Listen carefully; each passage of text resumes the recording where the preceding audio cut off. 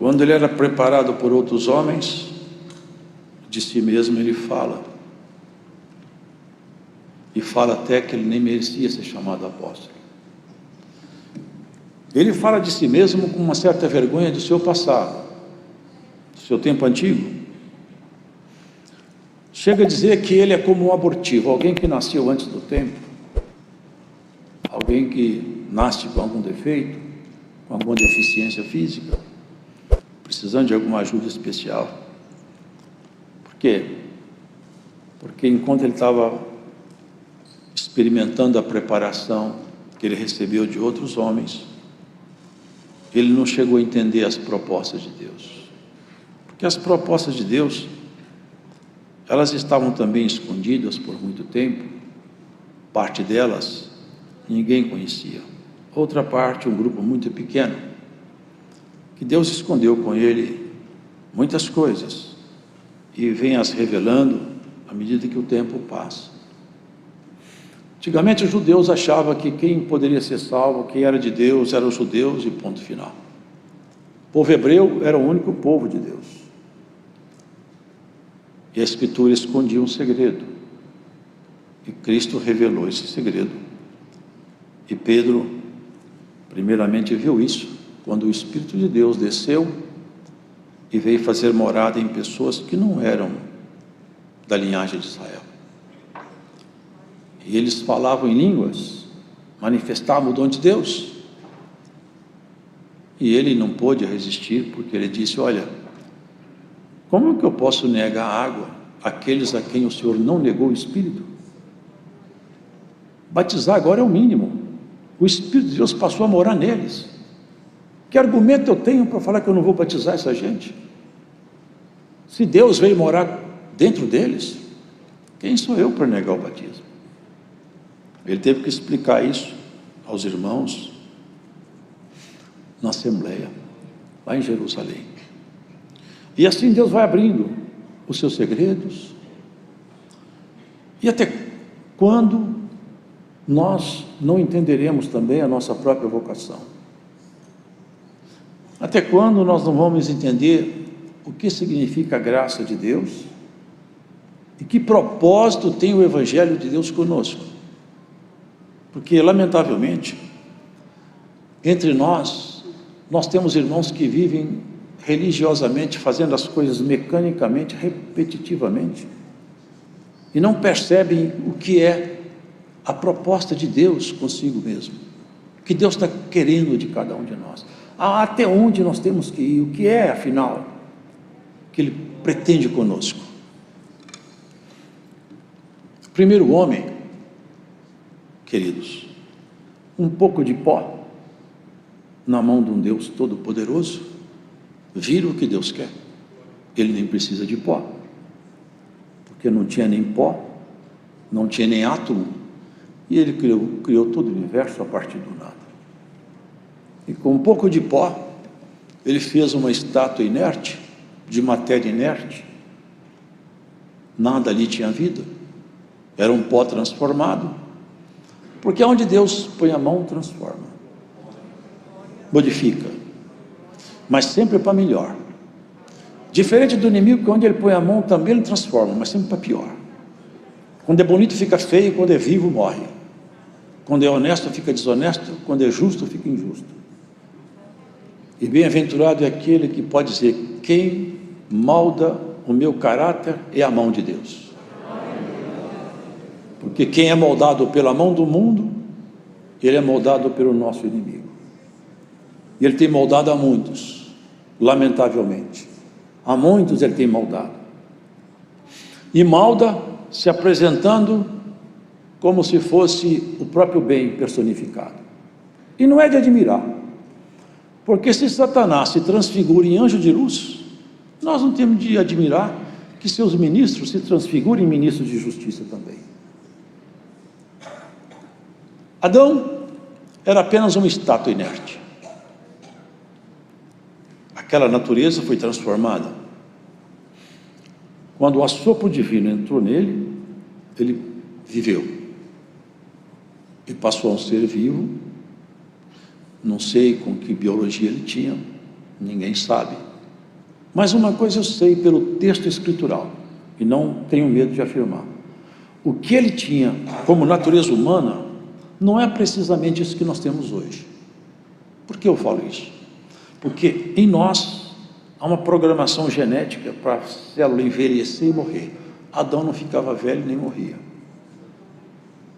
Então não era igualzinho a nós, alguma coisa era diferente. Uma bênção que repousava nele modificou a sua natureza, não sei como era, mas alguma coisa diferia de nós, diferia. Ele veio do pó e virou um homem. Agora, a desobediência dele fez com que ele, de homem, fosse virar pó. Isso não era projeto original. O projeto era continuar cada vez melhor, não pior. Se o pó virou homem, o homem tinha que virar ser celeste, e o homem voltou a ser pó. Vocês percebem o que a desobediência faz? Muitos repetem hoje: Deus é Pai, Deus não vai pôr ninguém no inferno. Deus não põe mesmo. As nossas obras é que nos jogam lá. Mas ninguém se engane, hein? O inferno não está vazio e não ficará vazio. E quem não andar com Deus, ele está com o inimigo. Porque ele falou: quem comigo não ajunta espalha, e quem não é por mim é contra mim. Ninguém bata no peito e fala: Deus não vai pôr ninguém no inferno. Esse discurso, essa filosofia, porque isso é uma retórica de filosofia, tem levado muitos. Já levou Adão lá atrás. Uma boa retórica, um argumento filosófico muito bom, virou pó. Por isso que Jesus é chamado o segundo Adão. Ele precisava de morrer, subir na cruz em nosso lugar. Porque não sei se os irmãos sabem, a cruz é simbologia de maldição. O símbolo da cruz é maldição. Está escrito assim: maldito aquele que for pendurado no madeiro. Subir na cruz é ser maldito. Por nossa causa isso aconteceu. Então a natureza humana de Jesus, ela foi ali na cruz tomar a nossa maldição. Ele morreu. Mas tem um detalhe: não virou pó, não voltou ao pó. Vocês já perceberam isso? Não virou pó. Ele entrou na morte, mas a morte não entrou nele. Glória ao Santo nosso Senhor. 3 dias, o corpo inerte, e a decomposição não pôde tocar naquele corpo.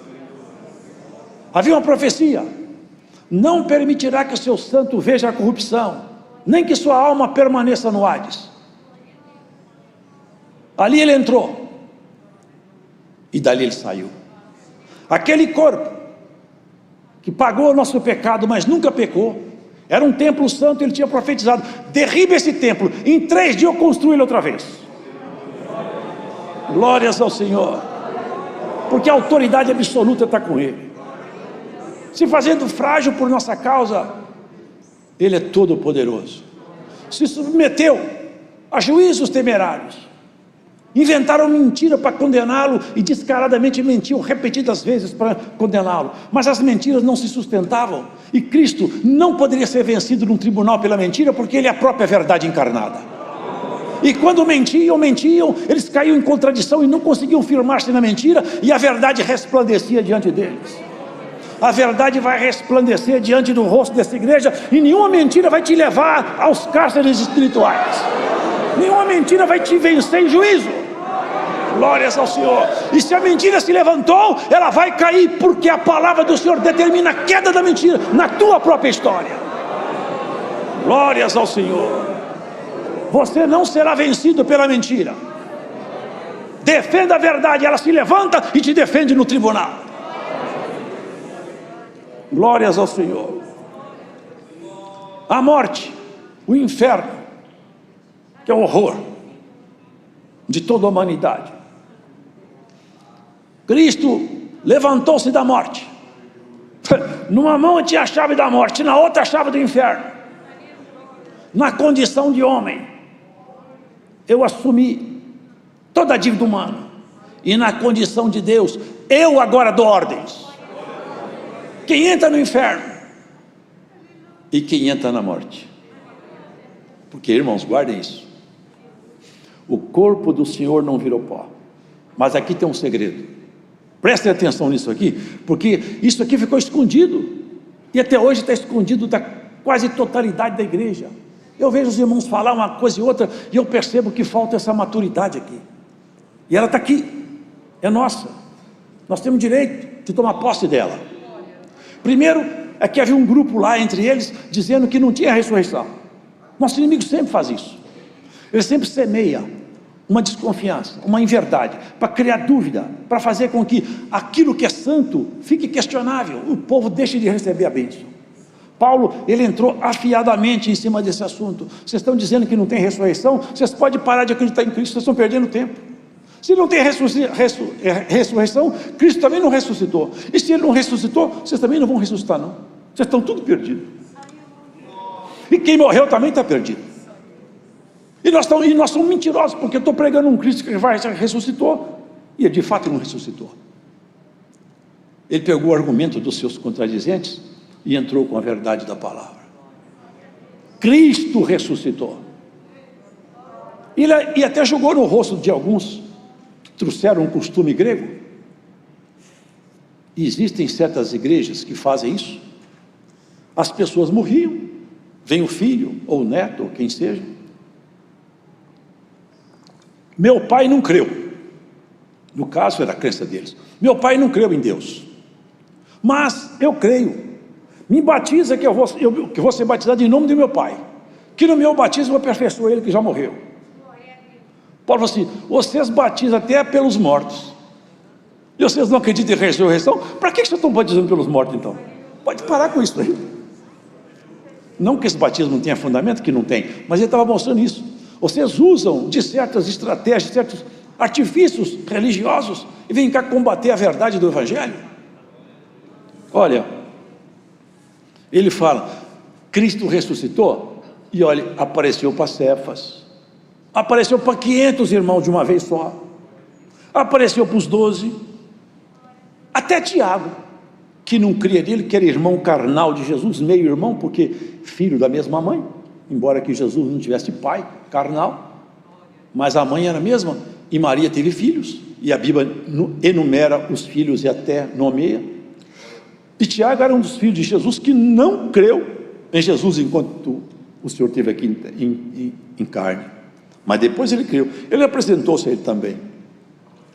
Eu sou o menor de todos, portanto eu não estou colocando aqui o conhecimento meu para me projetar diante de vocês. Eu sou o menor de todos.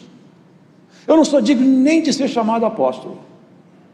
Mas como ele era um homem da verdade, ele falou assim, mas tem uma coisa, embora que eu não seja nem digno, e eu, para falar a verdade, eu sou até como um abortivo, mas também não tem ninguém que trabalhou igual eu.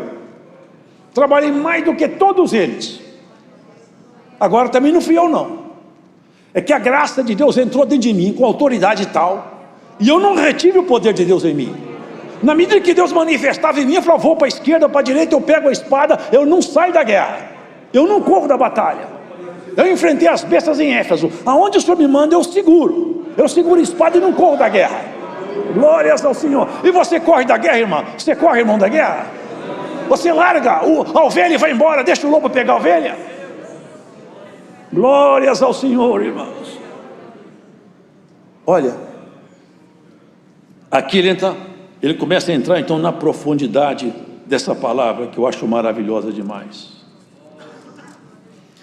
Todos morrem em Adão, o primeiro, mas todos passam a viver no segundo Adão.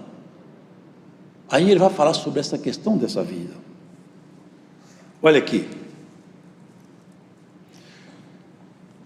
ele vai colocar todos os inimigos debaixo dos pés, está colocando, o último inimigo que ele vai colocar debaixo dos pés é a morte.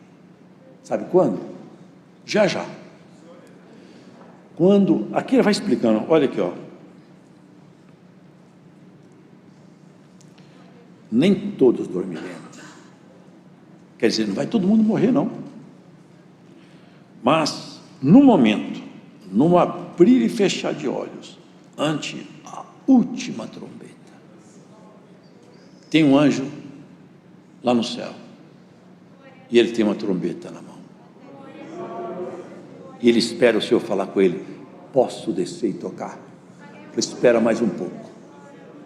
Quando este anjo colocar o bucal da trombeta nos lábios e fizer seu sopro, glórias a Deus, irmãos, quem tiver morto vai escutar o som da trombeta, porque na verdade quem está em Deus não morre.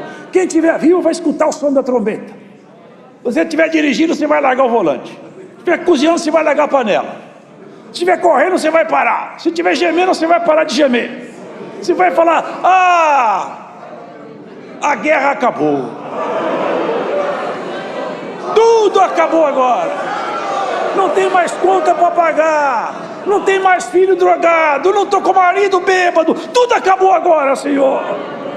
É hora de nós ir para casa, é hora de nós cantar o cântico que nunca jamais foi cantado. É isso que ele está anunciando, queridos, é isso que ele está anunciando. Eu quero falar para vocês o segredo de Deus, o segredo da criação, o que Deus está projetando conosco. Olha o que ele fala aqui. Alguém fica perguntando: como ressuscitarão os mortos? E eu quero saber que corpos eles terão. Irmão, vocês aí que estão ouvindo, preste atenção. Você acha que Deus vai ressuscitar o corpo seu átomo por átomo, célula por célula, molécula por molécula, fazer você voltar a ser essa pessoa que você era um pouco mais nova? Será que é isso mesmo?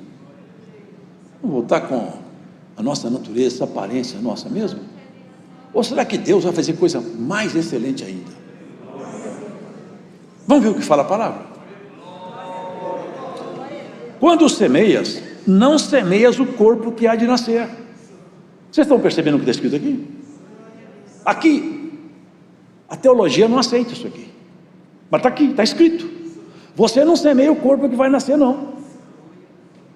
Quando você semeia uma sementinha, não nasce outra semente, nasce uma árvore, e a árvore nem parece com a semente. Quando semeia um corpo machucado, cansado, pode ser até bonito, pode ser até novo, porque muitos vão novos, mas é tudo corpo animal.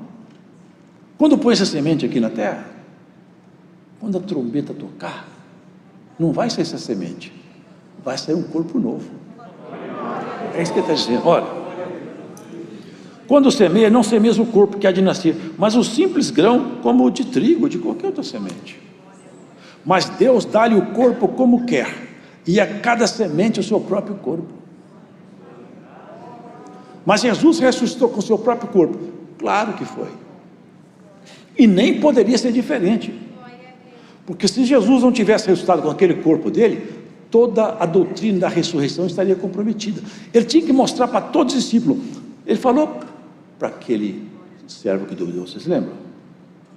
Tomé, vem cá, mete o seu dedo aqui do meu lado e vê, olha aqui, como é que está rasgado o meu braço, minhas mãos, vem cá, sou eu mesmo.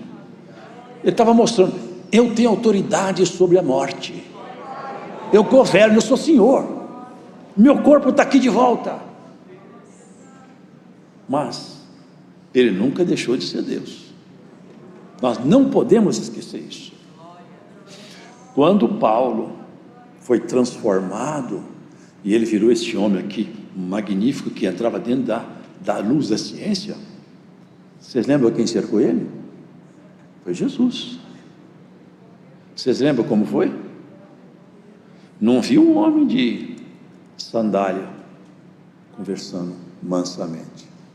Ele viu uma luz tão clara, tão forte, caiu do cavalo, o cavalo correu, os soldados caíram para o chão, espada para um lado, porrete para o outro, ele ainda por cima ficou cego, e uma voz lá de cima falou: Saulo, Saulo, por que você me persegue? Ele não perseguia Jesus, ele perseguia crente. Você estava falando: quem persegue esse povo mexe comigo, Saulo. Você entrou pelo caminho errado. Você está batendo na ponta da minha espada. Aqui que começou tudo. O Cristo que cercou ele já mostrou um pouco do seu resplendor para ele. Queridos, olha aqui, há corpos celestes e corpos terrestres. Um é a glória do sol e outra da estrela, e uma estrela difere de brilho de outra estrela. Cada um de nós pode considerar isso. Você pode conquistar galardão. Você não conquista a vida eterna, porque você nem eu temos competência para isso. A vida eterna foi conquistada por Jesus, nosso Senhor. Mas galardão você pode. Você pode chegar perto do Senhor carregado de galardão. Paulo fala isso. Numa certa altura ele fala assim: grande será o vosso galardão. Se tem galardão grande, tem pequeno. Um recebeu uma mina, outro 5, outro 10. Depois ainda deu mais porque tinha mais. Tudo que você fizer para se dedicar é galardão que você conquista. Chegar perto do Senhor carregado de galardão. Vocês já leram aquela parte? Oh, bendito de meu Pai, eu tive sede, você me deu água. Tive comida, você me deu comida. Estava preso, você me visitou. Tudo isso, irmãos, são linguagens espirituais. Semeia-se um corpo em ignomínia, ressuscita em glória. Semeia-se um corpo animal, ressuscitará corpo espiritual. Onde eu posso basear para entender isso melhor? Vou falar para vocês, depois vocês leem em casa. Um dia muitas vezes fizeram isso com o Senhor Jesus. Criaram para ele um dilema, para ele ficar sem resposta. E o dilema foi esse. Uma certa mulher, mestre, diziam eles hipocritamente, ela casou-se, mas só que ela morreu e não teve filho. Aí casou o segundo com ela, mas ele morreu. O terceiro, e assim até o sétimo marido, e todos os 7 morreram. Depois, por fim, também a mulher morreu. Agora nós queremos te perguntar uma coisa: lá no céu, essa mulher vai ser esposa de qual dos 7? Vocês erram muito, porque vocês não conhecem nem o poder de Deus, nem as Escrituras. O poder de Deus, que esse dilema Deus quebraria ele com qualquer facilidade, mas nem a Escritura, porque está escrito: aqueles que forem julgados dignos de viver lá com o Senhor, não se casam, nem se dão em casamentos, mas serão semelhantes aos anjos. É o corpo espiritual, é a glória de Deus que passará a habitar permanentemente em nós. Nós seremos revestidos da natureza de Deus, estaremos com Ele, com essa natureza dentro de nós. E o segredo da graça é isso, é a ressurreição, é o final, porque melhor é o fim do que o começo. É melhor o dia da morte do que do dia do nascimento. Quando alguém termina a carreira firme, fiel, ele suspira, acabou, mas ali começou, nunca mais ele pode ser tocado.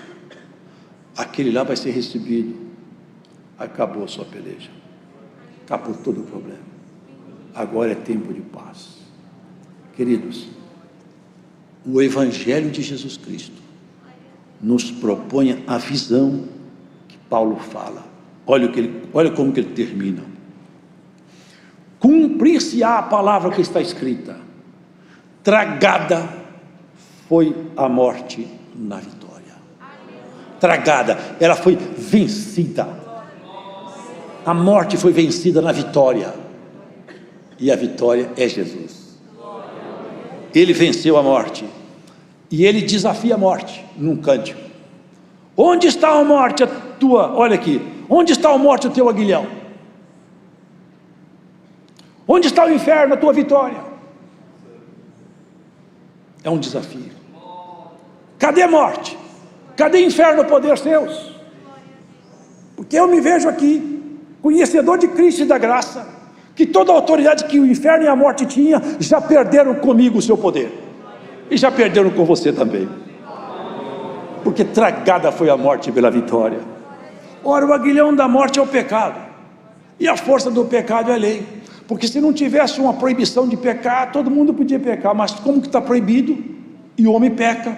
Então o aguilhão é como se fosse a ponta de uma guia, de uma espada. Mas graças a Deus que nos dá vitória por nosso Senhor Jesus Cristo. Sede abundantes na obra do Senhor, sabendo que o vosso trabalho não é vão. Essa obra é para a eternidade. Essa doutrina é para aqueles que vão viver com Deus. Nada aqui é por um tempo. A proposta de Deus conosco não é uma proposta de religiosos. Nem você está formatada para ser um religioso, nem uma religiosa. Você está sendo trabalhada para ter um corpo igual ao do Senhor e morar com Ele aonde Ele mora. E nem aqui também não. Porque Ele falou, eu não sou daqui e vocês também não são daqui. E falou mais, na casa do meu pai tem muito lugar, e é para lá que nós vamos. Ele mostrou para João, João viu, olha que interessante. Ele falou para João assim, João, vem cá que eu vou te mostrar a esposa do Cordeiro. A esposa do Cordeiro é a igreja. E João saiu para olhar. Sabe o que ele viu? E eis que eu vi descer, adereçada, adornada, bonita, a nova Jerusalém. A esposa do Cordeiro é a nova Jerusalém. Deus estará em nós. Lá não tem mar, não tem sol. Vocês podem entender isso? Que não é nesse plano. Que não é nesse plano. É lá em cima, é no plano superior mesmo. É lá. É para lá que nós vamos. É para lá que você foi chamada. Não perca tempo com ninharia. Não perca tempo com coisa pequena. Não se deixe amarrar por coisas humanas. Se desvencilhe das coisas humanas. Paulo falou para Timóteo, aquele que se alista na milícia da vida eterna, não se embaraça com negócios dessa vida. Não se embarace com nada. Solta as amarras dos seus pés. Desamarra as suas mãos. Santo é o Senhor. O Senhor te soltará por essa palavra. O Senhor te dará força para você caminhar por essa palavra. Não se deixe prender por nada. Não se deixe amarrar por nada. Não se deixe vencer por nada. Não se deixe dominar por nada. Nem por filosofia, nem por argumentos humanos, nem por ameaça de homens. Santo é o Senhor Jesus.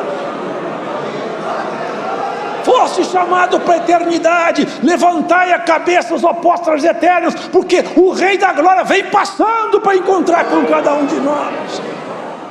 Crendo, você verá a glória do Senhor. Investiu pesado em você, acreditou em você, um crédito que nem o homem faria. Deixou o sangue derramado na cruz, e por você ele fez isso aí. Te deu o Espírito dele, a glória dele está em você. E você não entende isso. Se você entendesse, ia bater insistentemente na porta. Senhor, abre a porta, eu quero sentir a tua glória. Abre a porta, eu quero ver o que está de trás da porta. Traga notícia lá de cima para mim. Aleluia. Os homens querem saber como é que está o dólar, como é que está a cotação do dólar. Quer saber a notícia aqui de baixo. Procura saber como está lá em cima. Como que está a cotação das suas ações lá em cima. Glórias ao Senhor. Procura saber como que anda o teu prestígio lá na casa real. Procura saber o que Deus anda pensando a teu respeito. Ó homem muito amado de Deus, ó mulher muito amada de Deus, o teu nome brilha diante do tribunal eterno e ninguém te tirará da presença do teu Deus. Irmão, sinto a virtude do Senhor. É coisa boa a palavra, coisa boa a palavra. Quem vê esse povo não sabe quem é esse povo. Está escrito, discerne todo mundo, de ninguém é discernido. Uma lavadeira, uma passadeira, uma empresária, um advogado, um médico, um lixeiro, tudo de mão dada, tudo irmão, tudo parecido. Glória ao Senhor, tudo se abraça, tudo filho do mesmo Senhor. Já nós vamos nos encontrar. Vamos pegar a nossa identidade escondida em Cristo, pegar o corpo seu que está escondido com Cristo, seu nome novo que está escondido com Ele. Se você visse, você desmaiava aí. Se você visse quem é que você vai ser, você fala assim, não é possível que eu vou ser tudo isso aí, vai ser muito mais aí. Aleluia. Na reunião universal, Já pensou os querubins reunidos? A alta corte celestial, toda a hierarquia celeste, aqueles seres maravilhosos, irmão, que o inferno, quando olha, abaixa a cabeça e treme. Aqueles seres poderosos. Você entrar junto dos salvos, lá no Palácio Real, estou te chamando pelo novo nome. Vem, bendita minha, vem, bendito meu. Entra aqui, porque a mesa está posta e vai começar a festa. Aleluia. E essa festa começa e não acaba mais, e o seu nome nunca mais será arriscado daqui. Morador definitivo, cidadão permanente. A cidadania sua está paga na cruz. Ainda que o seu corpo vire pó, o que vem por aí não é pó reformado, é glória divina. Não é pó modificado, é glória divina, é corpo celestial. Sei lá como vai ser isso, mas vai ser bom. Vai ser bom. E nós vamos encontrar. E tem mais uma coisa: nós nos reconheceremos, e eu provo dentro da Escritura. Muitos falam: será que eu vou conhecer minha mãe, meu pai, meu amigo? Vamos. Só não reconheceremos os que se perdem, porque está escrito: a geração dos malignos não será nomeada para sempre. Os que se perdem, os que não forem achados dignos de estar lá, na nossa memória também não será achado, não serão encontrados. Mas lá no Monte da Transfiguração estavam Pedro, João e Tiago. Quem foi lá? Moisés e Elias. Quando Pedro viu, falou: é Moisés e Elias. Mas eles tinham morrido há tanto tempo, ele não tinha álbum de fotografia, mas no Espírito eles se conhecem. Ele falou: eu sei quem é, ele é o Moisés, esse é o Elias. Nós nos conheceremos com a nossa nova identidade no céu. Deus seja louvado.